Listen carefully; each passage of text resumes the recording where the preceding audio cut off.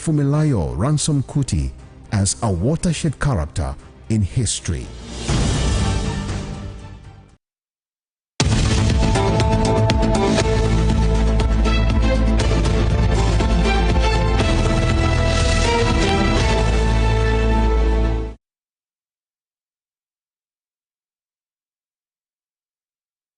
All right, the first hang of the conversation this morning is about the economy, actually, and of course, which decision by the federal government, it's generating so much controversy, raising eyebrows, because we learned the Nigerian president, Bola Ahmed Tinubu, has approved the cancellation, all right, of $1.42 billion and 5.57 trillion naira. That's about $3.85 billion in debts owed by state oil firm NNPC-L, as the Nigerian National Petroleum Company Limited, to the government.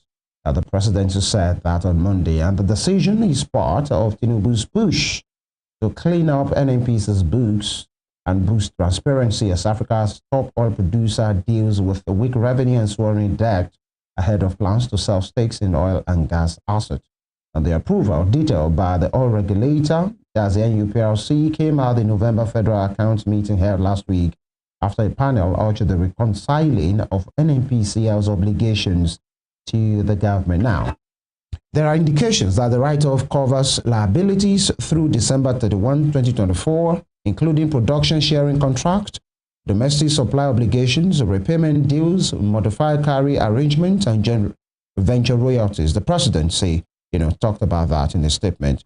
And unpaid obligations from January to October 2025 are still being pursued, while a long-running dispute over an alleged $42.37 billion under remittance from 2011 to 2017 remains unresolved, with NNPC insisting all revenues were properly accounted for.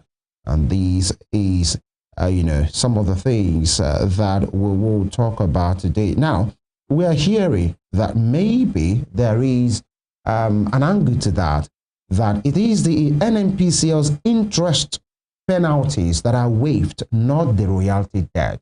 I think there is a particular clarification on that, where some have said and have shown that the NNPCL did not receive a wholesale write-off of royalty obligations owed to the Federation account. Rather, only a limited waiver of interest and penalties arising from delayed payments was approved. Of course, this morning, let me warn you ahead, you might get to be hearing huge figures being mentioned here and there. But then we have one with us, Impact Evaluator, a researcher, somebody who's interested in public finances, revenue generation, how it is being spent, and the impact, on the citizens. We have joining us Atiku Samuel, better still, Samuel Atiku, all the way from the UK. Good morning. Thank you for joining us, Mr. Atiku. Mr. Atiku, good morning. You can hear me? Yes, I can hear you. Good morning. Thank you for having me in the program. Yes. Yeah, this is about part of what we are hearing at this time, writing off of debts and all these huge amounts. There is another angle this morning that I say, it's the interest that's been written off, not really the royalty and all of those things. You are the researcher here. What do you think is happening here? Because to an average Nigerian, when you hear that the government of your nation is writing off debt to one of his, owed to one of his subsidiaries, the NNPCL, one might get to wonder and say, what is going on? Does that mean debt can be held and all of a sudden, without probity, without accountability, it can just be cancelled? Let us into what we think is happening. Yeah, I think it's a complex web of action, given the fact that NNPC is a public, I'll call it a federation organization owned by the federation. Just for clarity, the federation includes and encompasses the federal government, and then the state government, and then the local governments. So it's not as if the NNPC is owned by the federal government. We have to remember it's owned by the three arm of government, the federation itself. Now, within the NNPC itself, if you look back the last 20 years, they've accumulated a lot of debts. And those debts actually come in many ways. One of them is the fact that they take crude oil. Remember when you must have had things about subsidy under recovery. Right. So typically the federal government hand crude oil over to the NNPC. The NNPC takes the crude oil, go outside because we don't have refining capacity in the country, do some things that bring in product, and there are always shortfalls. So those shortfalls are there as debt. So typically they see it as a debt that the federal government, the federation itself, is owing NNPC. That's one ambit of the debt. There are also other debts that NNPC operates. Remember, the NNPC operates in the upstream sector and then in the downstream sector. Everybody talks about NNPC downstream. But if we go to the upstream sector, that's where oil is actually being removed from the ground itself. They have a lot of JVs, joint venture operations with Shell, Chevron, many of those things, and you have those joint venture companies. So ideally, when you want to develop maybe a field for oil, NNPC is supposed to put its own portion of the money on the ground, and then the joint venture partner will put his own money. So most times than none, NNPC have not been able to meet that obligation for years, I think for almost 10 years. So they typically owe those joint venture operations also money.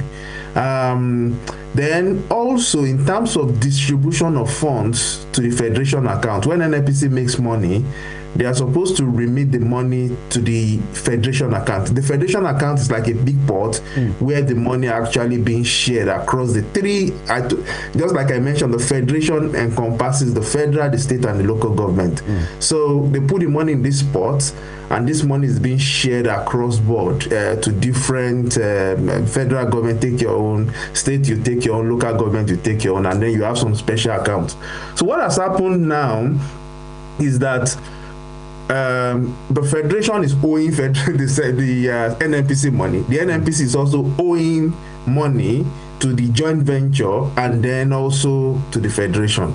So we are seeing, what we are saying now is some accounting adjustments, whereby I think the NNPC is claiming that is the receivables that is being waived, and then so the whole thing is a little bit tacky, and I'll call it not in there, and that raises questions around the transparency around this. We've always said that public finance, I mean, we know and we've seen it repeatedly that the only way you can have development in any society if three things happen. Why? First thing is like when people have information, you give people all necessary information, what we call everybody have information around what is going on in government corpus. So it becomes difficult for people to steal money or to adjust it. That's on one part.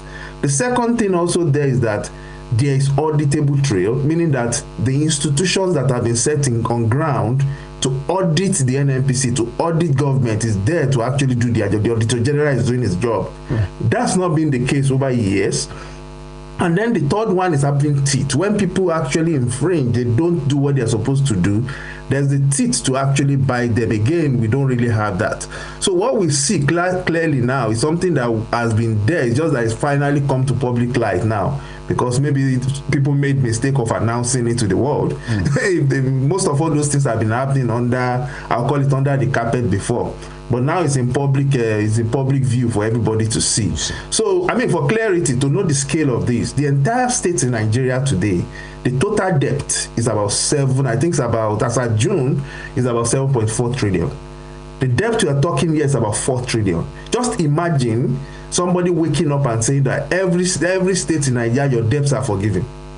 You know the implication of that. Now, that's exactly what you're seeing happening with the NNPC. 4 trillion, over 4 trillion naira being wiped away, and then there's no accountability around where the money has gone, who is responsible for what is going on in between, and then that's what we're now seeing this toggle around how do we save our heads. Mr. Atiku, I'd like to ask you in direct terms, what is the magnitude of this particular situation? Because Nigerians are asking or thinking, is this not our monies, having been peddled around, and all of a sudden debts are being written off from both ends? NNPC is writing off the federal government's debt. The federal government is writing off NNPC's debt. What does this portend for the Nigerian state? Because writing off a debt is a fiscal loss. So what is the total consequence of this on the Nigerian state? Because many people would say it would eventually and ultimately increase our reliance on domestic and external borrowing. So tell us, as the expert here, what the gravity of this. Yeah, I can go on and on. I think the first thing to think about is simple. NNPC, if NNPC is owing me 4-point-something trillion, it's owing the Federation 4-point-something trillion. And in my state, let's assume an Osun state, we don't drive around a lot. Our roads are better, right? We don't spend 4 hours in traffic, meaning we don't burn enough fuel. And so just think of it this way: market women that don't even spend a lot of money. What that money would have done in terms of helping people to actually access healthcare, helping children to go to school, fixing schools and all those things. That money has been gone. That money is gone. Remember, that money should have been refunded into the federation account, distributed to your local government, to the state government, to actually take that money and use it for people could raise questions around whether state government are actually spending on what they should be spending money on. But what it implies is that they don't even have access to that money. That money is gone. They can't do anything with that. That's one. Two, there are inflationary issues with this. If you recall, some years ago, there was this big talk around Paris Club, which we also flagged. If you remember, during the Obasanjo era, he went around the world. He actually negotiated the Paris Club refund, and then finally our debts were forgiven. But certain states people got lawyers, state government got lawyers. They went to court to say, the money we have already paid, actually we've overshot how much we should pay. And during the Buhari's government, they came to agree to that yes, some states have overpaid, but because of that, there's a windfall. We're going to share this money across board. So they started doing some refund. Even the federal government got refund, state government got refund, local government got refund. But where is this money coming from? The money is coming from the central bank. So they're printing money arbitrarily. So essentially, they go to the central bank, they print out money. And for clarity, all you simply do is just press your computer and create money. And when you do that, what you're essentially doing is you're creating the volume of currency in circulation.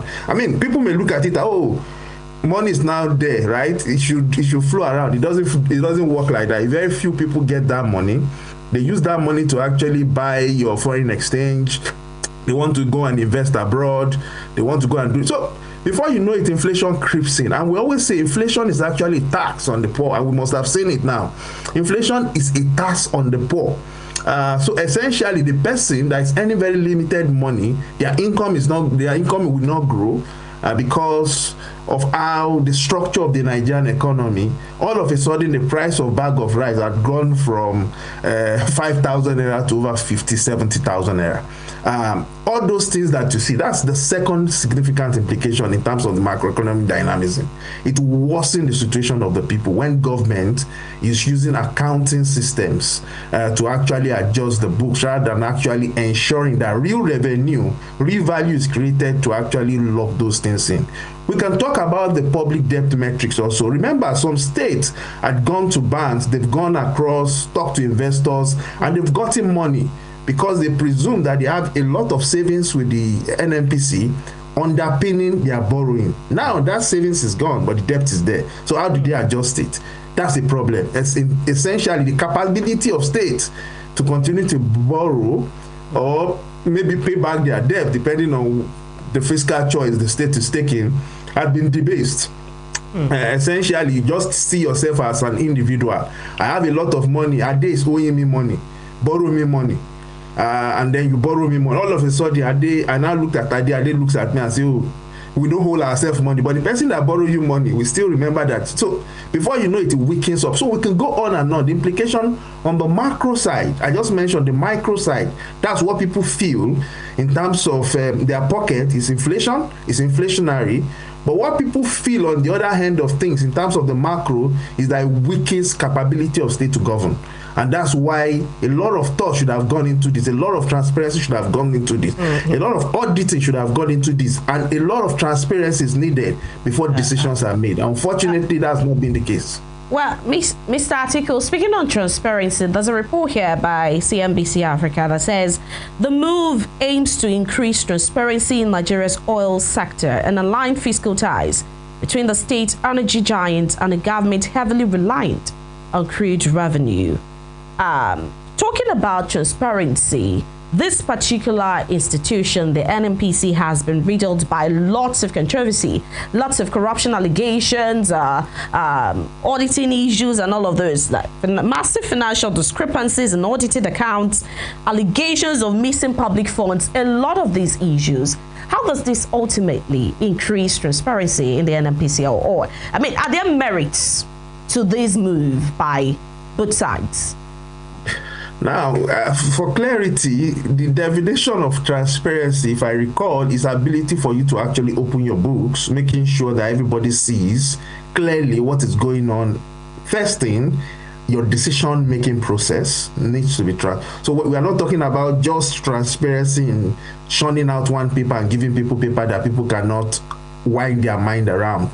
As we speak this morning, nobody knows what's going on in terms of who is forgiving who, the problem. So the first problem, the first issue with transparency is about understanding the entire procedures, understanding clarity around that. The second thing is also to think about the role of, I'll call it the oversight institution that the Constitution of Nigeria actually put on ground. And we have very strong laws around the around putting institution in place to ensure that things like this do not happen. We have the Auditor General of the Federation. If you look at the Auditor General's report, which is again, you will notice that a lot of these things have been flagged in there. So when we say, are we taking steps towards trial? At least for the first time, we are hearing that this forgiveness is happening. It's been happening before. You must have been hearing over, what do they call it now? You have recovery. You must have been hearing all those words being thrown around. It's still the same thing. It's just nomenclature. It's just a very way of calling it debt now rather than calling it another name. So yes, we know these things are there, but I will say that moving towards transparency, it's something that will take more than this. I don't think this is the step. I think the first thing is to understand procedure that you're using to arrive at your conclusion. That's the first starting point in there. So it helps you understand the outcome. So if you know the outcome, this is the account, and you don't know. Reporting that NNPCL over 684 million naira irregular contract, abandoned project, and that is coming from a new report by the Office of the Auditor General of the Federation indicting the NNPCL on that front. Because when you talk about millions and you talk about the NNPCL, it's looking like, go and sit down, it's just millions. It's not up to $1 billion. Now that this decision has been taken, we have little or limited information about the nitty-gritty. But do you find it, or do you find it as a researcher, that this decision is quite dubious? Do you find it dubious? No, I don't think so. I don't think we're there. I think before you could make decisions of this magnitude, I think a comprehensive audit needs to have been conducted so we can be sure that some people are actually not. I always say that in public finance, we have revenue that has been recognized in the accounts. We have revenue that have not been recognized in accounts. Revenue that have not been recognized in account, if it is being stolen, the one that have been accounted for, essentially, they put it in a bank account, is still being stolen. People are still stealing that. But the ones that have not even been put in the box, right, in the account, a lot of money have been stolen in Nigeria into private accumulation. How do you even audit that? Something that have not been recognized. So we need a comprehensive structural audit. 1 for compliance, 2 for financials, and then 3 for impact. We need to do all those detailed audits for us to conclude to say, okay, some of the, just for clarity again, just to explain how big this money is, 4-point-something trillion essentially wipes out the debt, almost 80% of the debt of Nigerian states, the states in Nigeria. That's how significant the money we're talking about. But we're making decisions that affect states without having a detailed audit. That's the first thing. The second thing is that if you look at the NEITI reports, NEITI is actually the transparency watchdog, citizen government transparency watchdog that have been put together under the control of government, under the extractive transparency initiative. If you look at their report on the NNPC, it is damning around how revenue had grown leg and disappeared. And they've been writing this and documenting this for decades, almost 15 years. If you read every year of that report, you will see those in fragments. You see a lot of compliance issues that the NNPC had not done well with. And if you accumulate these funds is enough to actually fix all our roads in Nigeria. That's how significant the money is that we're talking about. So how do you make decisions without actually having a clear overview of what has happened? And just to clarify, it's oil money, it's oil money. We're not talking about, remember, debt to GDP ratio in Nigeria now is about 60% of our debt. I mean, we've borrowed a lot of money, meaning that we as a generation now, we are not going to pay that debt. This debt will be paid by children that are less than 5-year-old. We've not given them good infrastructure. We have not fixed the school system. Most of them are malnourished, meaning that they will never reach their potentials. We can go on and on around how our social systems have failed us. And then when you look at the adults themselves, people retiring out of work itself, they've spent so much years laboring to make the country stronger. You think about the teachers that taught you, you think about all those people that went their extra mile, earning very, very limited money. They've worked, and the state today do not have any plan to help them at retirement. It's still their children, these children, right, that are helping. So in future, when we retire, they will expect that the young people that we are leaving a lot of debts to are the ones that. So the clarity here is that think of it that way, that how can you be a father, how can you be a father, how can you be a mother, and you look at your children, you are taking their future, you are taking their resources, you're spending it today, and you are not being accountable to that. That's how we should think of public finance, because they have implications. Right. Remember, the Naira can be printed. Mr. Atiku, right, because of the exigency of time, and you're already talking about the impact, especially futuristic impact of some of this decision. But I need just to call it what it is. For whatever reasons, the government, the federal government, has done this, and whatever their ideas are. But you have talked about transparency and accountability, where we are, and the impact of this decision because of the huge amount, even if it's 1 naira, it's people's money. Now we are talking about trillions that could fix so many things. But this particular decision, that's why I used that word. Do you find it dubious on the part of the government? I mean, I won't put myself in a box around whether it's dubious. They may be correct. They may have more information that I do, but the public do not have information. But I will say that it is fishy, the information that you see going out. Because one way or the other, we seems to be robbing Paul, and then we are using that to pay Peter itself. Essentially, the state that are prudent in their finances are the ones that will cover for the loss of those that are not prudent. Because if my state have not been taking in so much debt, why would I be bearing the cost of another state or the federal government actually taking up irrational decisions? So that's one. And then on the second part of things also, I think it sets a bad precedent. Another government will come tomorrow and say, oh, I'm also going to wipe out this 10 trillion naira that NNPC is holding, or I'm going to wipe out this money that Nigerian communication satellite is owing, and then it becomes a go-to line for everybody. I mean, that means you borrow money, no accountability whatsoever, do what you like. Somebody someday will one day wipe it out.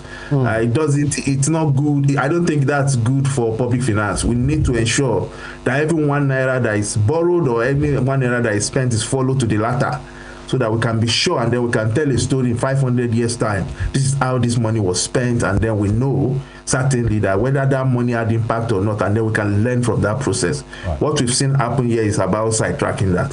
So I would say I'm not comfortable with what is going on. I will say my own opinion on this is very simple. It's not the impact, the potential impact of this is not going to be good for the economy. That's as simple. And in terms of our behavior, it's going to damage the behavioral, the interaction between and within government itself, in terms of how they borrow money and then how they're accountable for funds that they borrowed. All right. All right, Mr. Atiku, one final question before we go. I know you're not a lawyer, but you should have, at least some residual knowledge of this. Talking about the legality of this. I mean, does the president in itself, by himself, have the power to actually just, take this decision? Are there some oversight that ought to have been done, consultations, and what's the overall impact on the dignity, or dignity of our institutions or of the arms of government now? Are they really independent and performing those oversight functions? I think in terms of principle, I think the president cannot entirely forgive debts. It should not be the role of the president. And we've seen, if we look at the US, for instance, the Biden government did forgive student loans, and it was challenged, it was taken to court, and then that was nullified, that you can't do that. You have to seek approval of Congress, you have to seek approval of the National Assembly before you take such actions. That should be the principle of law. You don't create a monster and then the president literally just use his pen to wipe out debts. Essentially, if that happens, the president can as well look at me in the face and say, I like you, and then forgive my debt. I can borrow 1 trillion and the government forgives my debt. I think that should not be the case. I think there should be a process for taking this thing, and that's the role of the National Assembly. The National Assembly should have been involved in this. That's on one leg. And then before the national, again, I keep iterating that the Auditor General should be heavily involved in all of these things. I suspect that we will see, maybe hopefully in next year's audit report, if it comes to public light, or in the native reports, you will see a whole lot of things around this, and then people will be so shocked what has happened. All right, it's an ongoing conversation, but then this is about your country, my country, and we can allow things to just go like that, especially the impact and the significance of this decision on the people, especially the future of the people they call the leader of tomorrow, the future in which, according to you, even basic things are missing in the growth of those guys that are supposed to be the future now. But we hope things get better, and of course, we will hold everyone accountable because we have a constitutional duty to do that. Research and impact evaluator Samuel Atiku, thank you for your time, sir. I wish you the best. Thank you so much for having me on the program. Yeah. Compliments of the season, and have a fantastic new year. Thank you very much. We'll take a quick break right now. When we return, we speak to issues. So many things has happened this year. You get to be a part of that. I'll be after.